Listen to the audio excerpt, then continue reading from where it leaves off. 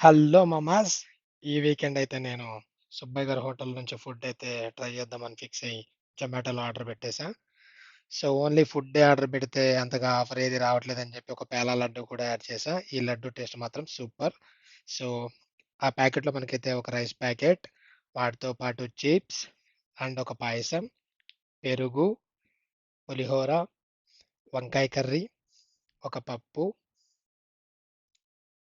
ఒక బీరకాయ curry and ఫైనల్‌గా అయితే క్యాబేజీ ఫ్రై అండ్ సాంబార్. ఇవి అయితే మనకు ఆ ప్యాకెట్‌లో ఉన్నాయి. చూడ్డానికైతే చాలా ఐటెమ్స్ ఉన్నాయి మామ. కానీ టేస్ట్ చేసినప్పుడు మాత్రం నాకంత టేస్టీగా అనిపించలేదు. బయటైతే సుబ్బయ్య గారి హోటల్‌కి చాలా హైప్ అనేదైతే ఉంది. నాకదైతే ఎందుకో అర్థం అస్సలవ్వలేదు. ఒక్కటంటే ఒక్కటే కర్రీ టేస్ట్ కూడా నాకైతే ఏమాత్రం నచ్చలేదు. బట్ ఫైనల్‌గా ఈ పాయసం మాత్రం ఓకే.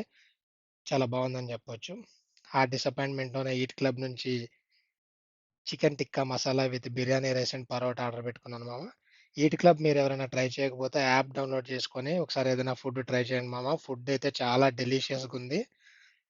సేమ్ మన హోమ్ స్టైల్ కుకింగ్‌లో వాళ్ళు తయారు చేస్తారనమాట. అండ్ డెలివరీ టైమ్ కూడా చాలా తక్కువగానే ఉంటది. మీరు పిజ్జాస్ ట్రై చేయొచ్చు, బిర్యానీస్ ట్రై చేయొచ్చు, లేదా ఇలాంటి డిఫరెంట్ డిఫరెంట్ థాలీస్ ట్రై చేయొచ్చు. ఫుడ్ అయితే సూపర్‌గా ఉంది. సో, నేనైతే